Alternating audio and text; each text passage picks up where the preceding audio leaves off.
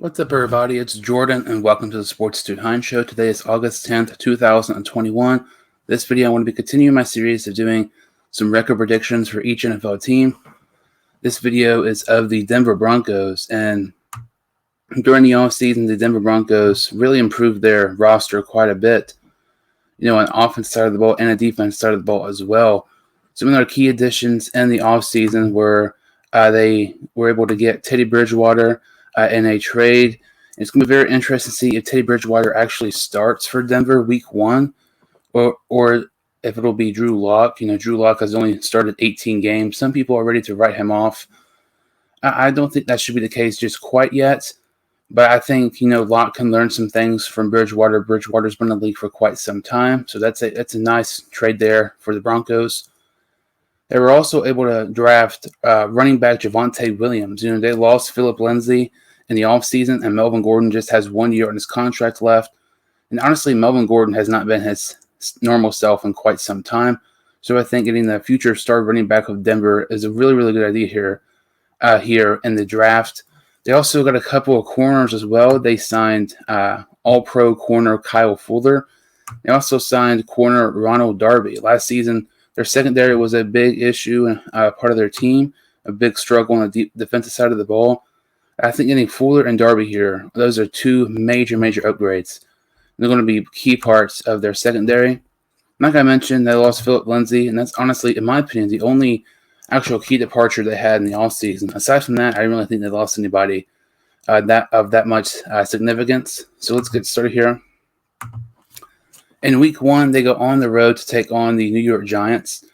And, throughout these Broncos games, there's going to be a lot of games that I think they can win, but I just don't know if they will because Drew Lock is just very inconsistent. If Drew Lock can just play average, I think the Broncos are a playoff team. If he play like he did last year, the Broncos will have a top 10 pick again. But this game here, I think this is very interesting.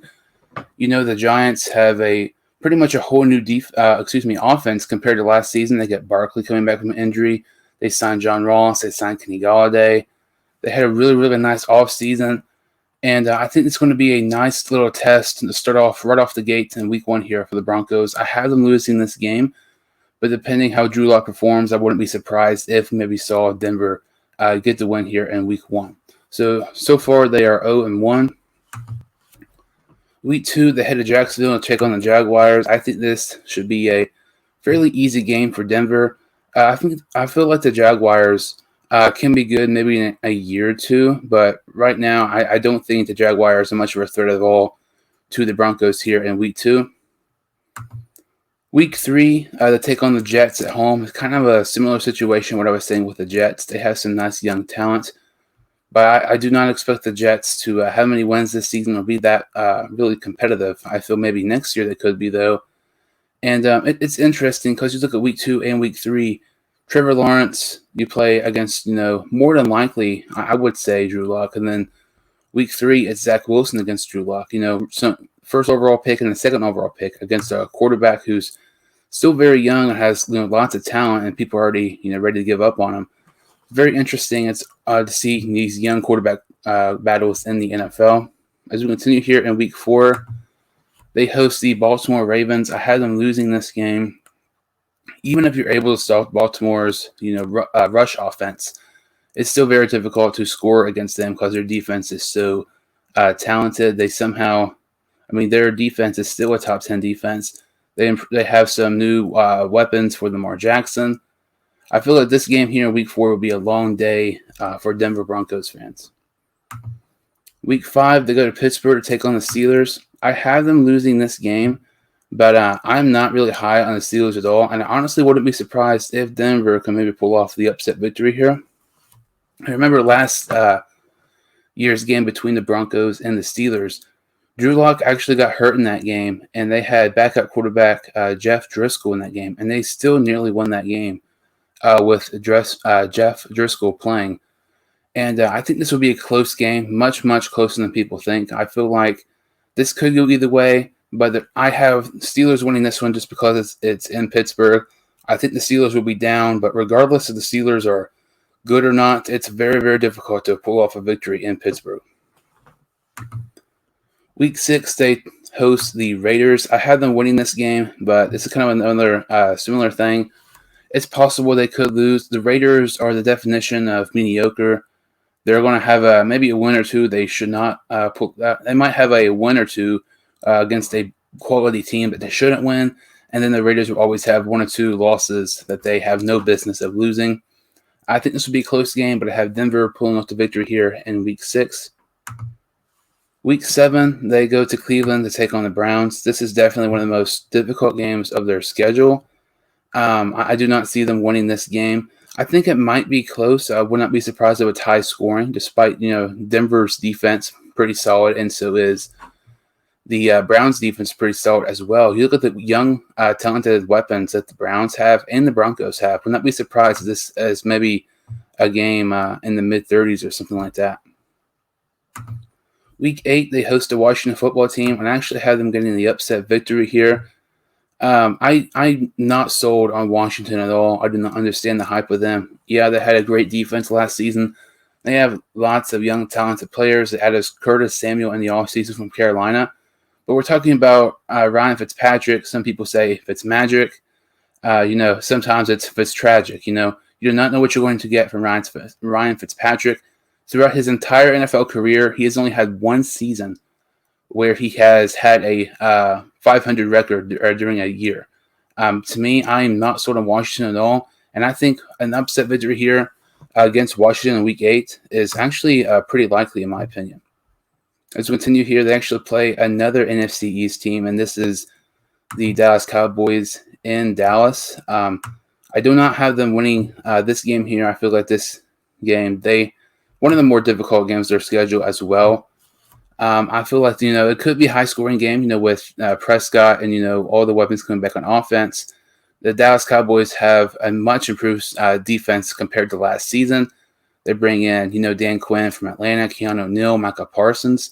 So many talented, defensive players. I have Dallas pulling off the victory here in Week 9. Another NFC East team here in Week 10.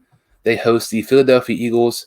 This, to me, looking at their schedule, I would say is their easiest. You can make a case for the Lions, but I would say this is probably their easiest game of their schedule. The Eagles are not going to be good this year. They are hands down a top 3 worst team in the league right now, and it's not even close. I feel like this will be a blowout, and Denver will win this one very, very easily. So Week 11 is their bye week. Heading into the bye week, they're 5-5. I think that's about what you should expect from Denver. 5-5, 6-4, 4-6, something like that. But as we continue here, in their first game off the bye, they get a massive, massive upset victory against the LA Chargers. And I think this is possible. I really, really like the Chargers. I think they're going to be one of the most surprised teams in the NFL this season. They drafted Rashawn Slater, who in my opinion was the best value pick in the entire first round.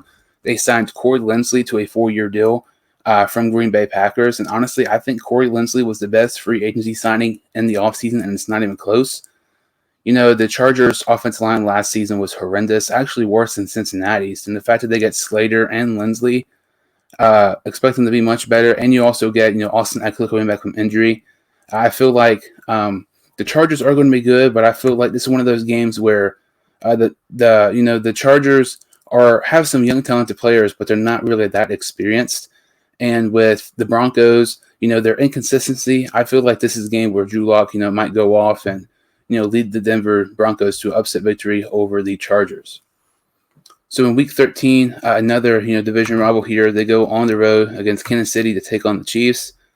This is a very difficult game. You can make a case this might be actually the hardest game of their schedule. And at Cleveland, very, very difficult games to play. Don't really feel like this one will be close much. I think, maybe when they play in Denver, it'll be more competitive. But I do not really expect this one to be close at all. I think Kansas City will win this one pretty easily. Week 14, they host the Detroit Lions. I had them winning this game. The Lions are one of the worst teams in the league, but they do have some nice young talented players in the offensive line. Aside from that, they really don't have anybody that I'm really impressed with. But I think the Broncos will get a win here in Week 14 to improve to 7-6. Week 15, they host the Bengals, and I'm very interested in this one. I think the Bengals will pull off the victory here, but this is two teams that have so many young, talented players. You look at the Bengals, Burrow, Mixon, Boyd, Higgins, Chase, and then you look at the Broncos. I mean, Cortland Sutton, Jerry Jeudy, Javonte Williams, Drew Lock, KJ Hamler. This game to me is very, very intriguing, but I feel like, we may see, some of these losses here. I have Denver losing because we don't know what we're going to get out of Drew Lock this season. He's going to be inconsistent like he has this past year. And I have the Bengals pulling off the victory here in Week 15, and Denver drops to 7-7. Week 16, they go on the road to Vegas to take on the Raiders. I have them losing this game here. That means I have them splitting the series between Las Vegas. This is another one of those games where I think Denver has what it takes to win, but I just don't know if, their consistency, if they can stay consistent or not. So I have them losing this game here against Vegas in Week 16 to drop to 7-8. Week 17, they go on the road to the Chargers. I have them losing this game here as well, splitting the series with the Chargers too. This game will be very difficult, and I feel like the Chargers, especially in Week 17 here, will be battling for a possible playoff spot. So they're going to be amped up to play much more competitive than a normal say Week 2, Week 3 game, because they'll have to be fighting for their life to try to get a playoff spot. This game I do think might be close, but with this being in LA, I'm going to give the edge to the Chargers here, and the Broncos drop to 7-9. In the Broncos' final game of the schedule, they host the Kansas City Chiefs. I actually have the Broncos beating the Chiefs here to improve to 8-9. And the reason I have the Broncos beating the Chiefs is because I think it's possible the Chiefs might have the first seed in the AFC. And if they do have the first seed here, do not expect Patrick Mahomes, Travis Kelce, Tyreek Hill, or any of those guys to play. And I think we would see a victory here for the Denver Broncos. So overall, the record prediction for the Denver Broncos is 8-9. I do not think that's bad at all. I mean, I think they can be better than that, but you look at the teams they're playing. The Chargers are going to be much improved. The Chiefs are one of the best teams in the NFL. The Raiders are decent, and my ceiling and the floor for the Denver Broncos, I think their ceiling is 11-5, and that's if Drew Lock can put it all together and be very consistent. There are a couple games who I think they can maybe get an upset win over, depending how good Drew Lock performs this season. And my floor for them is 5-11. That is if Drew Lock just does not really play good at all, and we eventually see maybe some point of the season Teddy Bridgewater end up starting for the Denver Broncos. Thank you all so much for listening. If you like this video and subscribe to the channel, I would greatly appreciate it. I'll see you all next time on the Sports 200.